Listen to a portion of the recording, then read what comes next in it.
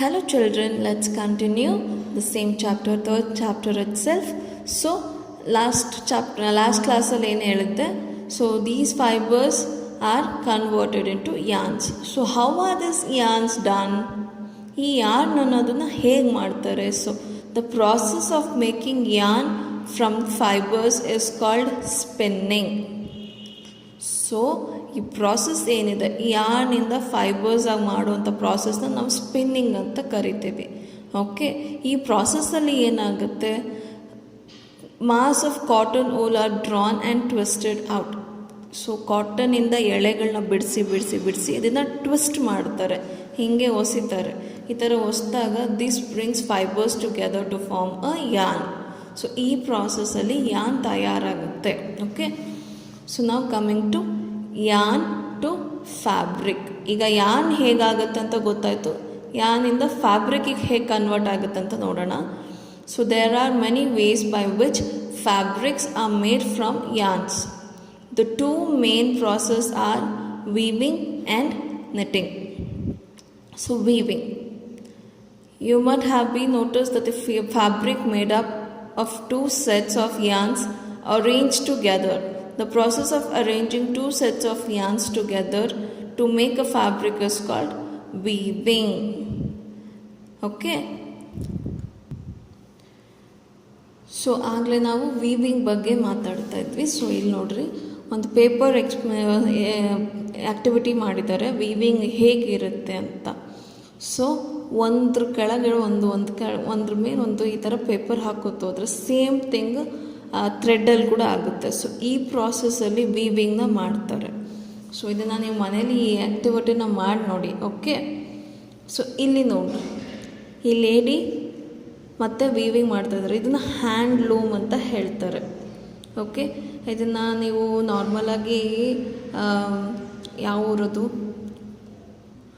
ಮೊಣಕಾಲ್ಮೂರು ಅಥವಾ ಇಳಕಲ್ಲು ಆ ಕಡೆ ಹೋದರೆ ಈ ಥರ ಹ್ಯಾಂಡ್ಲೂಮ್ ಸ್ಯಾರೀಸ್ನ ನೀವು ನೋಡ್ತೀರ. ಅಲ್ಲಿ ಬಟ್ಟೆ ಮಾಡುವಂಥ ಒಂದು ಫ್ಯಾಕ್ಟ್ರೀಸ್ ಇರುತ್ತೆ. ಸೊ ಈ ಪೇಪರ್ ಥರನೇ, so the yarn are two sets of yarn are woven to make a fabric.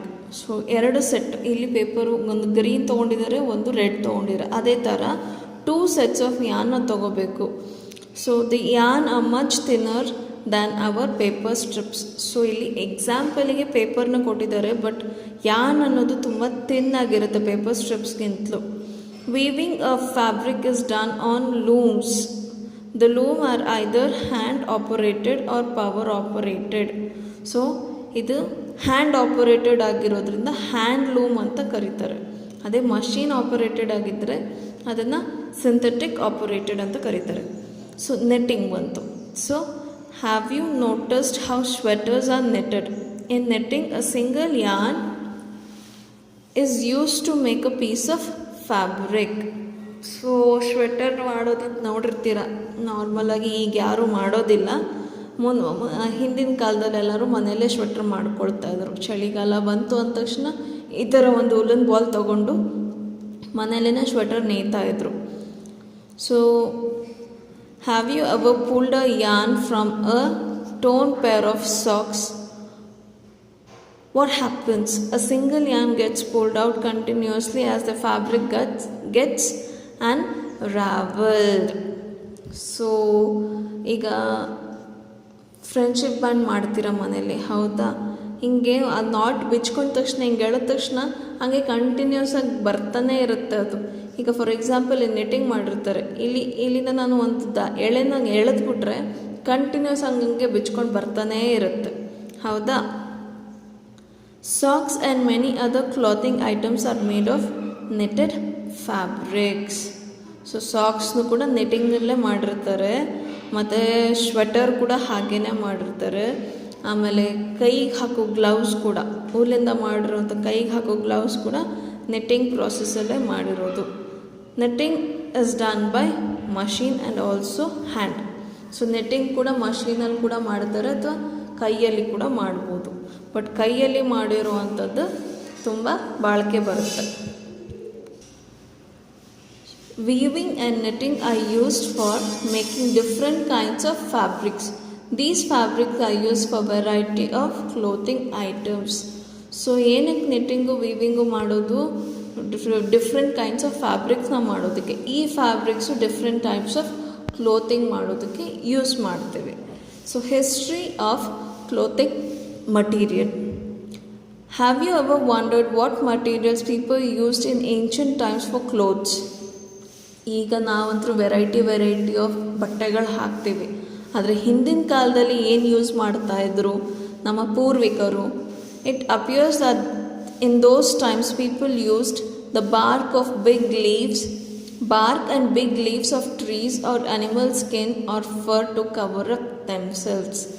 So tribes ಅಂದ ತಕ್ಷಣ ನೀವು ನೋಡ್ತೀರಾ, ಒಂದು ಸೊಪ್ಪಿನ ತಪ್ಪಲ ಕಟ್ಕೊಂಡಿರ್ತಾರೆ ಅಥವಾ ಆ್ಯನಿಮಲ್ ಸ್ಕಿನ್ನ ಸುತ್ತಕೊಂಡಿರ್ತಾರೆ ಕವರ್ ಮಾಡ್ಕೊಳ್ಳೋದಕ್ಕೆ. So after people began to settle in agricultural communities.